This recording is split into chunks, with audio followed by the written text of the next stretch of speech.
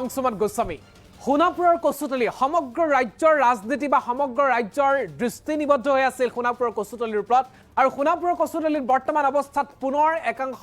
সন্দেহযুক্ত লোকে বসতি স্থাপন কৰিছে বৃহৎ অভিযান চলোৱা হৈছিল সন্দেহযুক্ত লোকসকলক চৰকাৰী মাটিৰ পৰা উচ্ছেদ কৰা হৈছিল তাক লৈ পেলাই ৰাজ্যত ৰাজনীতি দেখিবলৈ পোৱা গৈছিল দল সংগঠনৰ ৰাজনীতি দেখিবলৈ পোৱা গৈছিল কিন্তু বৰ্তমান গুৱাহাটীৰ সমীপৱৰ্তী সোণাপুৰৰ কচুতলিত পুনৰ একাংশ লোকে অবৈধভাৱে বাস কৰাৰ খবৰ আহিছে আৰু যাক লৈ বৰ্তমান অৱস্থাত কামৰূপ জিলা প্ৰশাসন সষ্টম হৈ পৰিছে মুতায়ন কৰা হৈছে অৰ্ধ শতাধিক নিৰাপত্তাৰক্ষী লগতে প্ৰশাসনৰ বিষয়ববীয়া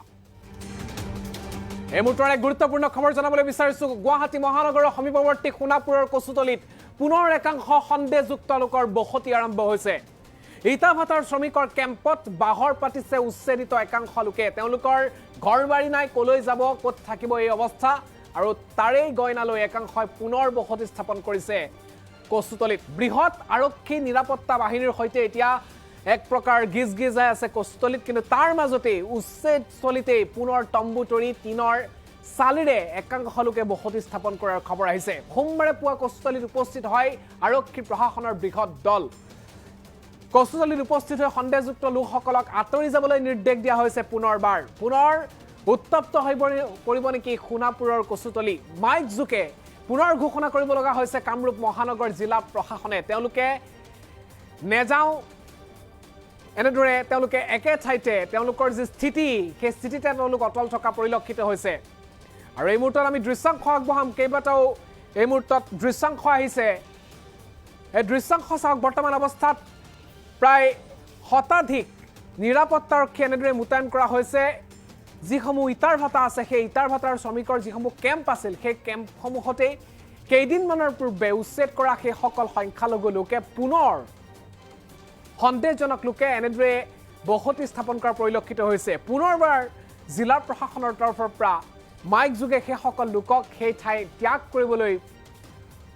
আহ্বান জনোৱা হৈছে আমি দৃশ্যাংশটো আগবঢ়াইছো বৰ্তমান অৱস্থাটো সোণাপুৰত বৃহৎ নিৰাপত্তাৰক্ষী মুতায়ন কৰা হৈছে সোণাপুৰৰ কচুতলিৰ যি খবৰ সেয়া সকলোৱে জানে চৰকাৰী ভূমিত একাংশ লোকে বহু দিনৰ পৰা বসবাস কৰি আহিছিল ট্ৰাইবেল বেল্টৰ ভূমি তেওঁলোকে অধিগ্ৰহণ তেওঁলোকে নিজাববীয়াকৈ দখল কৰিছিল আৰু তেনেধৰণৰ ঘটনা ৰোধ কৰিবৰ বাবে প্ৰশাসনৰ তৰফৰ পৰা সেইসকল লোকক তাৰ পৰা উচ্ছেদ কৰা হৈছিল বহু অপ্ৰীতিকৰ পৰিস্থিতিৰ সৃষ্টি হৈছিল এই সমগ্ৰ ঘটনাক লৈ ৰাজ্যৰ ৰাজনীতি গৰম হৈ পৰিছিল কিন্তু শেহতীয়াকৈ সেই উচ্ছেদ কৰা লোকসকলে পুনৰ সেই ঠাইতে থিতাপি লোৱাৰ চেষ্টা কৰিছে ইটাভাটা আছে যথেষ্ট ইটাভাটা সোণাপুৰৰ কচুতলিৰ আশে পাশে আছে সেই ইটাভাটাৰ শ্ৰমিকসকলে যিসমূহ কেম্পত থাকে সেইসমূহ কেম্পতেই কাষতেই তেওঁলোকে পুনৰবাৰ এনেদৰে বসতি স্থাপন কৰাৰ চেষ্টা কৰিছে তম্বু তৰি হওক বা টিন পাত সাধাৰণভাৱে তেওঁলোকে পুনৰ বসবাস কৰাৰ চেষ্টা কৰিছে তাৰে একাংশই বৰপেটা খাৰুপেটীয়ালৈ নিশাৰ ভাগতে ৰাওনা হৈছিল তেওঁলোকে বয়বস্তু টালি টোপোলালৈ তেওঁলোক লামলাকতিলৈ তেওঁলোক বৰপেটা লগতে বৰপেটা তেওঁলোকৰ সুৰক্ষিত যিসমূহ স্থান সেইসমূহ স্থানলৈ গৈছিল কিন্তু একাংশ লোকৰ তেনেধৰণৰ কোনো সংযোগ নাছিল বা তেওঁলোকৰ কোনো যোগাযোগ নাছিল আৰু যাৰ বাবে হয়তো এনেধৰণে তেখেতসকলে বসতি স্থাপন কৰিছে আৰু এই ঘটনাৰ খবৰ পোৱাৰ মাত্ৰতে পুনৰ সষ্টম হৈ উঠিছে কামৰূপ জিলা প্ৰশাসন আৰু কামৰূপ জিলা মহানগৰ প্ৰশাসনৰ বহু উচ্চপদস্থ বিষয়া নিৰাপত্তাৰক্ষী আজিৰ দিনটোত উপস্থিত হয় পুনৰ মাইক যোগে সেইসকল লোকক সেই ঠাই এৰিবৰ বাবে আহ্বান জনোৱা হৈছে যাতে কোনো কাৰণতে পৰিস্থিতিৰ যাতে বেয়া নহয় পৰিস্থিতি যাতে কোনো কাৰণতে বেয়াৰ ফালে গতি নকৰে তাৰ প্ৰতি বৰ্তমান সষ্টম হৈ আছে আৰক্ষী নিৰাপত্তাৰক্ষী পুনৰবাৰ সেইসকল লোকক সেই ঠাই এৰি যাবৰ বাবে আহ্বান জনোৱা হৈছে আমি এই মুহূৰ্তত এম্বিয়েন্সৰ সহায়ত সেই আহ্বান সেই দৃশ্যাংশ আমি দেখুৱাৰ চেষ্টা কৰিম জনোৱা হৈছে কচুতলি পথাৰত যিসমূহ ঠাইত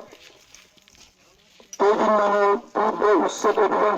চলোৱা হৈছিল সেইবোৰ ঠাইত নতুনকৈ আৱাসগৃহ গোহালি শৌচাগাৰ ইত্যাদি নিৰ্মাণ কৰাটো প্ৰশাসনৰ দৃষ্টিগোচৰ হৈছে এই বিষয়ে ইতিমধ্যে যোৱা 30 ছেপ্টেম্বৰ 2024 ইংৰাজী তাৰিখে দেশৰ মহামান্য উচ্চতম ন্যায়ালয়ে স্থিতাৱস্থা বাহাল ৰাখিবলৈ নিৰ্দেশ প্ৰদান কৰিছে গতিকে যিসকল ব্যক্তিয়ে উচ্ছেদিত অঞ্চলত পুনৰ আৱাসগৃহ ট্ৰেইন ইত্যাদি নিৰ্মাণ কৰিছে তেনে ব্যক্তিসকলক এই গাঁথনিবিলাকৰ সেই অঞ্চলৰ পৰা আঁতৰাই নিবলৈ নিৰ্দেশ দিয়া হ'ল অন্যথা মহামান্য আদালতৰ নিৰ্দেশ মৰ্মে নতুনকৈ নিৰ্মিত গাঁথনিসমূহ উচ্ছেদ কৰা হ'ব। লগতে উচ্ছেদিত অঞ্চলৰ পৰা উচ্ছেদিত জনসাধাৰণক আঁতৰি যাবলৈ নিৰ্দেশ দিয়া হ'ল। হেৰদীয় চক্ৰ বিষয়া সোণাপুৰ চক্ৰ ৰাইজৰ দ্বাৰা জনোৱা হয় যে কচুতলি পথাৰত যিসমূহ ঠাইত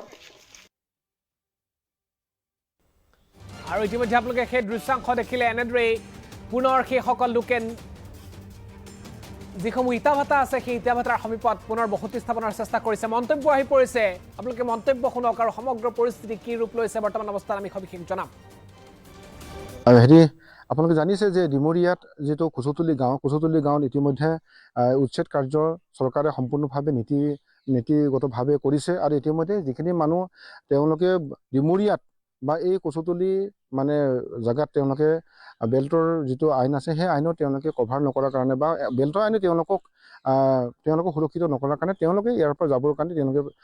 ইতিমধ্যে প্ৰচেষ্টা চলাইছে আৰু তেওঁলোকে নিজে যিখিনি গভৰ্ণমেণ্টে তেওঁলোকে উচ্ছেদ কৰা হ'ল এই উচ্ছেদিত মানুহবিলাকে ইতিমধ্যে নিজৰ যিটো অৰিজিনেল জেগা আছে তালৈ তেওঁলোকে গৈছে। ইতিমধ্যে নগাঁৱৰ পৰা আহিছে, কোনোবা ঢিঙৰ পৰা আহিছে, কোনোবা বৰপেটাৰ পৰা আহিছে, কোনোবা ধুবুৰীৰ পৰা আহিছে। এই মানুহবিলাক ইতিমধ্যে তেওঁলোকে নিজৰ ঘৰ বাৰী যিখিনি মানে নিব পৰা বস্তু সা সৰঞ্জামখিনি লৈ মেলি তেওঁলোকে ইতিমধ্যে তেওঁলোকৰ অৰিজিনেল জেগালৈ গৈছে। আমি তেওঁলোকক ধন্যবাদ জনাইছোঁ যিসকলে এই নিয়মক মানি পেলাই বা প্ৰশাসনৰ যিটো আহ্বান, প্ৰশাসনৰ যিটো হেৰি আছে সেইখিনি কথা মানি তেওঁলোকে গৈছে, ভাল পাইছোঁ।